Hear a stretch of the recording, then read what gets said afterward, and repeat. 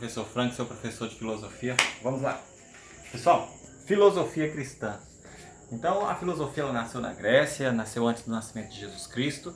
No século III surge a Igreja Católica, que se espalha pelo mundo inteiro. Principalmente, quando eu falo mundo inteiro, inicialmente ela se espalha lá no século III na Europa, e no século V ela se torna uma instituição muito forte. E aí, os católicos, eles discordavam da filosofia grega, porque a filosofia grega ela era uma filosofia que, para os cristãos, ela era uma filosofia que poderia levar o homem ao erro, poderia levar o homem ao pecado. Pare e pensa bem. Na aula passada eu disse para vocês que a filosofia ela defende o Eros e o Logos. O Logos é o lugar de vivência do homem e o Eros é a busca pela salvação, é a busca pelo estado de bem-estar. Só que esse estado de bem-estar, de quase que um prazer sexual, digo isso no sentido que o livro me traz, não estou trazendo nada de diferente.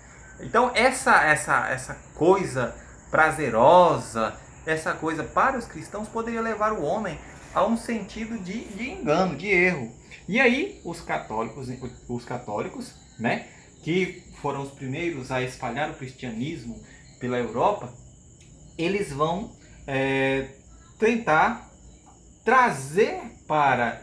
Tentar não, eles vão levar para a Europa esses dois nomes aqui, salvação e heresia. O que seria salvação? Seria o contato direto com o espaço sagrado, seria a felicidade divina. Então a pessoa que seria salvo seria aquela pessoa que ao longo de sua vida ele teria pecado, mas ele era uma pessoa que tinha uma moral, uma boa conduta, capazes de Deus perdoar aquilo que tinha sido feito, e Deus possibilitaria a essa pessoa um estágio de salvação eterno, um estágio onde a pessoa estaria em uma felicidade eterna.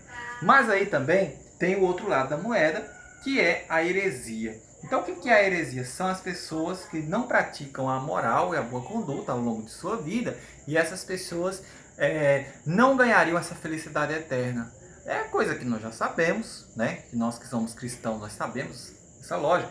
Mas essas duas palavras aí, elas foram utilizadas para difundir a filosofia cristã. E aí nós temos 4 fases desse período. A primeira é a fase dos apostólicos, né, os padres apostólicos. E aí isso vai acontecer lá no iniciozinho, antes mesmo da Igreja Católica se difundir pelo mundo inteiro. Então lá no século I e até o século III ocorre a disseminação do cristianismo. Então essa filosofia vai ter como característica levar uma palavra que fortaleça o cristianismo para todo o mundo. A Igreja Católica ela conseguiu esse fortalecimento dentro da Europa porque ela pregava a união das pessoas, o estado de igualdade. Esse estado de igualdade é que levava as pessoas a se submeterem aos reis, levavam as pessoas a se submeterem ao pensamento de que eu devo ter uma alma pobre, uma alma uma alma mais humilde, né? Então esse estágio de que todos somos iguais e que temos que ter essa alma nesse sentido foi lá no século I até o século III. Depois os padres apostolistas defenderam o cristianismo contra a filosofia grega, que para eles era a filosofia pagã. Então essa filosofia pagã era aquela que trazia aquele estágio de felicidade que a gente já falou no início da aula. E os patrísticas são os filósofos que defenderam a conciliação entre a fé e a razão. O que é fé e o que é razão, né? Então a fé é um estágio, né? A fé é um estágio que você acredita em Deus, que você acredita na existência de um ser supremo, mas a razão é um estágio que você vai refletir a existência desse processo. Só que aí essas indagações muitas das vezes geram um conflito com a fé. Então a razão muitas das vezes ela gera esse conflito. Porque se você começar, por exemplo, a contestar a existência de Deus, você encontrará muitas situações que te deixará nesse processo de dúvida, nesse processo que te levará à inquietação, que a igreja não defende, né?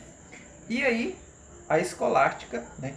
Nesse período aí patrístico, nós tivemos os dois principais filósofos de todo o período, que foi Tomás de Aquino e Santo Agostinho, né? Então, Santo Agostinho e Tomás de Aquino foram os principais filósofos que defenderam essa conciliação entre a fé e a razão. A fé pode sim ser trabalhada dentro de um processo racional. Eu posso pensar a fé, eu posso estudar a fé, eu posso investigar a fé, que eu vou conseguir provar a existência de Deus. Ok?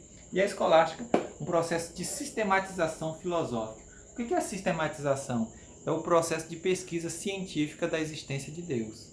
Então, aqui nós finalizamos nossa aula dizendo o seguinte, que a filosofia cristã, ela queria, através da filosofia, explicar a existência de Deus e provar a existência de Deus. O objetivo central é provar que Deus existe. O que a filosofia grega não deixava clara a existência de um único Deus, como nós cristãos estamos acostumados. Forte abraço, muito obrigado.